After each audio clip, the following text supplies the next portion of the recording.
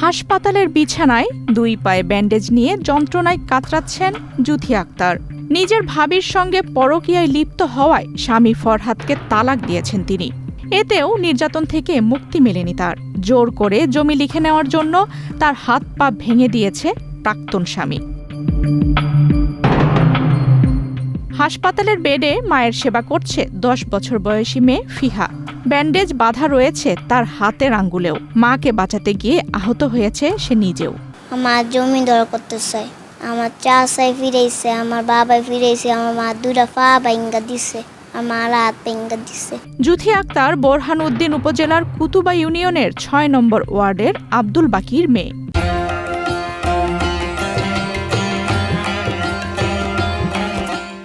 তিনি 3 সন্তানের জননী।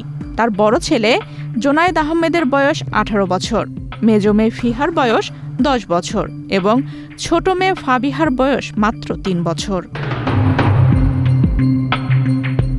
জুথি আক্তারের অভিযোগ, সচ্ছলতার আশায় তিনি ঋণ করে স্বামী ফরহাদকে বিদেশ পাঠিয়েছিলেন। এরপর জানতে পারেন নিজের ভাবির সঙ্গেই পরকীয়ার সম্পর্কে লিপ্ত তারই স্বামী। এতে ক্ষিপ্ত হয়ে প্রায় 5 মাস আগে স্বামীকে তালাক দেন তিনি। এরপরও জুথির নামে থাকা জমি লিখে নেওয়ার চাপ দিতে থাকে ফরহাদ। গত 10 এপ্রিল ফরহাদ লোকজন নিয়ে জুথির বাড়িতে গিয়ে জোরপূর্বক জমি দখলের চেষ্টা করে। বাধা দিলে তাকে এলোপাতাড়ি মারধর করা হয়। এক পর্যায়ে লাঠি ও ধারালো অস্ত্রের আঘাতে তিনি গুরুতর আহত হন। আমার স্বামী বেকার ছিল করোনা থেকে 2025 সাল পর্যন্ত। আমি সংসারের দোটানার পরে আমি আমার মামা থেকে ভিসা নিয়ে বাংলাদেশে ঋণ টিন করে ওরা বিদেশ পাঠাইছি। কয়েক মাসের ভিতরে আমি দেখি ও পরকীয়া লিপ্ত। জানতে জানতে শুনেও আমার আপন ভাইয়ের বউর সাথে পরকীয়া লিপ্ত এবং রাগে ক্ষোভে ওরা আমি ডিভোর্স দিয়ে দেই। ডিভোর্স দেওয়ার পরে ওরা কেন্দ্র করে আমার জমিটা, আমার সাবেক শ্বশুরের পাশে একটা জমি ছিল আমার, ওটা ভোগ দখল করার জন্য এক এক করে কয়েকবার আমার মারছে। রোজার আগেও মারছে, রোজার ভিতরে ও 23 দিন ওই মামলায় জেলও খাটছে। দেশে আইসা জানুয়ারি মাস 26শে জানুয়ারি ও দেশে আসে।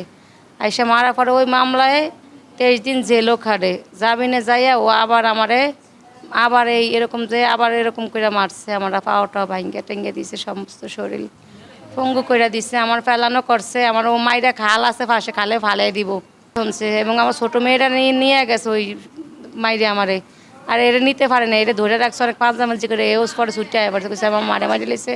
আমি আমার মার কাছেই থাকবো। আমার এই মেয়ে গাড়ি অটো আনিয়ে আমার উড়িয়ে নিয়ে হসপিটাল ভর্তি করে যায়। আমার মা গেছে, আমার মারও মারছে। মাকে বাঁচাতে এগিয়ে এলে রেহাই পায়নি তার 2 মেয়েও।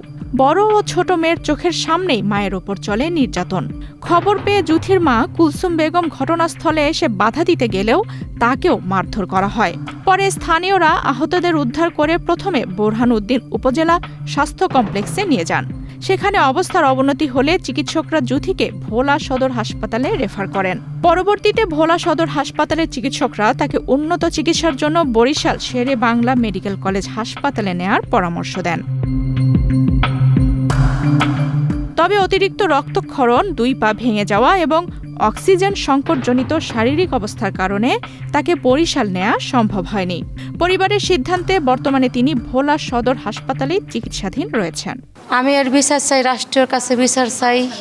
দেশে যদি বিচার থাকে তাহলে আমি বিচার চাই।